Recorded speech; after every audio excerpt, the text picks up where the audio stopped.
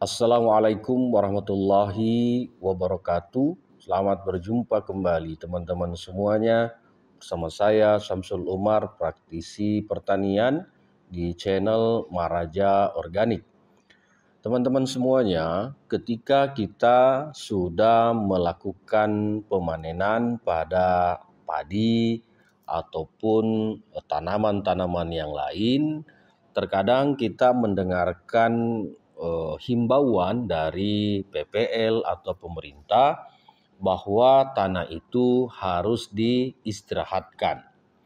Teman-teman, ketika misalnya cuaca yang terjadi pada daerah kita tidak mengharuskan untuk istirahat atau dalam kata lain sedang musim hujan lah kalau biasa kita sebut, lalu mengapa harus diistirahatkan? Mengapa ada pembahasan bahwa tanah itu harus diistirahatkan? Itu dikarenakan metode pertanian yang kita lakukan adalah metode full kimia. Jadi ketika metode full kimia ini tentu tanah itu butuh butuh waktu, butuh jeda agar mikroorganisme ini di dalam tanah bisa kembali pulih. Itu pun ketika kondisi tanahnya tidak kering. Tapi kalau kondisi tanahnya kering, apa yang mau dipulihkan? Atau misalnya dalam kondisi tanahnya tidak ada bahan-bahan organik, apa yang kita mau pulihkan? Sementara pemulihan itu hanya bisa dilakukan oleh mikroorganisme di dalam tanah yang melakukan pelapukan pada bahan-bahan organik. Nah, teman-teman, ketika misalnya yang ada di dalam tanah kita adalah residu kimia atau sisa-sisa kimia yang kita gunakan untuk berbudidaya, maka dengan jalan diistirahatkan itu bukan solusi atau bukan alternatif untuk memperbaiki. Karena kenapa? Diistirahatkan atau tidak, residu itu tidak ada yang mengikat. Artinya gumpalan-gumpalan residu di dalam tanah itu tetap akan ada. Nah, oleh karenanya, apakah tepat tanah itu diistirahatkan atau apakah kena misalnya tanah itu diberikan jeda, itu mustahil dan tidak memberikan efek positif kepada tanah. Justru dengan tanah ini dikeringkan, tanah ini dibuat jeda, maka pembelahan sel di dalam tanah yang dilakukan oleh mikroorganisme itu tidak terjadi, apalagi dalam kondisi kering. Lalu bagaimana cara atau bagaimana metode mengistirahatkan tanah yang lebih baik itu? Tentu kita harus memberikan bahan-bahan organik. Agar apa? Agar jeda waktu ini digunakan oleh mikroorganisme untuk mengurai pada bahan-bahan organik itu. Sehingga dengan terurainya itu tanah menjadi tersedia unsur haranya. Tanah menjadi gembur kembali. Kalau misalnya tanahnya tadi tidak ada mikrobanya, dengan kita memberikan bahan organik ke tanah kita, maka dia akan pulih. Residu-residu kimia itu akan perlahan-perlahan diikat oleh mikroorganisme yang ada pada tanah kita. Jadi kalau misalnya kita mau mengistirahatkan, ya berikan bahan organik, berikan kompos, berikan misalnya asam humat. Untuk apa? Agar terbenahi kembali tanah kita ini dari penggunaan unsur-unsur kimia, baik dari pupuk ataupun dari pestisida kimia yang kita gunakan. Itulah yang benar cara mengistirahatkan tanah. Tapi kalau tanah kita hanya dibiarkan begitu saja, bahkan jerami-jeraminya ini diambil, dijadikan pakan ternak, lalu apa manfaat dari jedah atau pengeringan atau pembiaran pada tanah itu? Tentu tidak ada efeknya, tentu tidak akan membuat tanah itu subur. Berbeda cerita ketika diistirahatkan tanahnya tapi diberikan bahan organik, ditaburkan kompos, ditaburkan bahan-bahan yang sekiranya ketika terurai itu bisa memancing mikroorganisme, bisa membuat tanah kita kembali gembur. Nah itu teman-teman, jadi jangan salah kaprah, jangan salah faham tentang mengistirahatkan tanah ini. Mengistirahatkan tanah itu artinya mengembalikan tanah kita yang nutrisinya ini sudah diserap oleh tanaman untuk kembali tersedia lagi. Jadi bukan hanya dibiarkan begitu saja, pemahaman itu yang salah ketika dibiarkan begitu saja, dibuat kering, dibuat tidak ada bahan organik di situ. Lalu apa yang kita tunggu? Tentu itu hanya buang-buang waktu.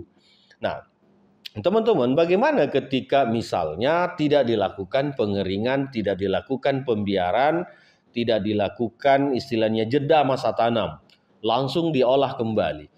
Justru itu yang lebih bagus. Kenapa? Karena sisa-sisa jerami, sisa-sisa batang, daun dari tanaman yang kita budidaya sebelumnya, itu kembali bisa diurai oleh mikroorganisme di dalam tanah. Sehingga apa? Sehingga tanah kita ini tidak istirahat, dalam arti kehidupan mikroba di dalam tanah itu terus berkembang, itu terus aktif.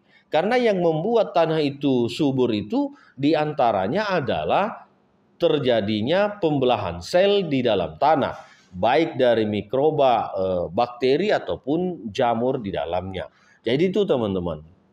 Lalu bagaimana ketika misalnya nutrisi di dalam tanah ini semakin menipis, semakin terkurang dari serapan tanaman sebelumnya, yaitu tadi berikan asam humatnya, berikan garam krosoknya, berikan misalnya arangnya, berikan silikanya misalnya.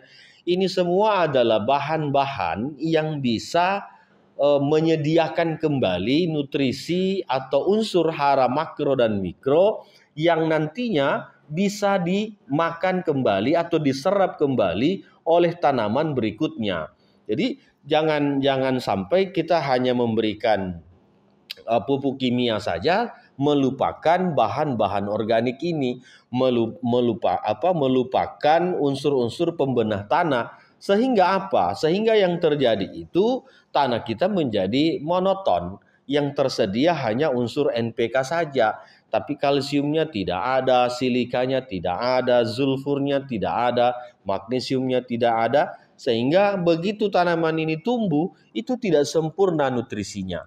Nah itu teman-teman, jadi sebaiknya ketika misalnya kita diberikan pengarahan oleh PPL, diberikan pengarahan oleh pemerintah, itu kita kaji apa maksud dari instruksi itu atau perintah itu. Misalnya dalam hal menjedah masa tanam itu, ya tujuannya kan akan dikeringkan dulu, akan diapakan dulu. Nah itu kan punya tujuan. Tetapi bagaimana supaya tujuan itu tercapai? Ya tentu kita harus pelajari. Nah sementara misalnya tidak ada alternatif, yang diberikan hanya mengeringkan saja. Sebagai petani yang sudah kaya akan ilmu, kaya akan pengalaman, tentu kita akan berlaku berbeda dengan orang-orang lakukan. Misalnya orang-orang hanya dibiarkan kering, ya kita diberikan bahan organik. Taburkan bahan organik, taburkan garam, sehingga apa? Sehingga kesuburan tanah itu tidak terdegradasi dari unsur-unsur mikroba ataupun unsur-unsur makro dan mikro dari hara tanah itu tadi. Sehingga begitu kita menanam kembali nantinya, itu sudah langsung subur kembali. Karena apa? Yang ditarik oleh tanaman tadi ini memang menghasilkan buah, menghasilkan daun, menghasilkan batang, itu kembali kita kembalikan ke tanah. Sehingga apa? Produksi berikutnya tidak akan drop, tidak akan turun hasil panennya, karena nutrisinya sudah kita kembalikan seperti itu. Jadi teman-teman yang bertanya bahwa apakah manfaat dari menjeda masa tanam ini, nah jawabannya itu adalah memulihkan kembali ketersediaan unsur hara pada tanah, ketersediaan mikroorganisme, memperbaiki pH tanah, sehingga begitu musim berikutnya kita menanam, tanah kita kembali subur dan pasti hasil panennya akan terus meningkat. Tetapi ketika penjedaan tanam ini kita hanya biarkan kering saja, tentu itu tidak akan berefek apapun. Yang pasti bahwa ketika tidak diberikan bahan organik, tidak diberikan pembena tanah, maka tujuan dari penjedaan masa tanam ini itu tidak akan tercapai. Saya kira begitu teman-teman ulasan kami hari ini. Semoga ini bisa memberikan pencerahan tambahan ilmu sehingga di dalam berbudidaya, di dalam menanam satu jenis tanaman, kita sempurna ilmunya. Begitu, terima kasih. Assalamualaikum warahmatullahi wabarakatuh.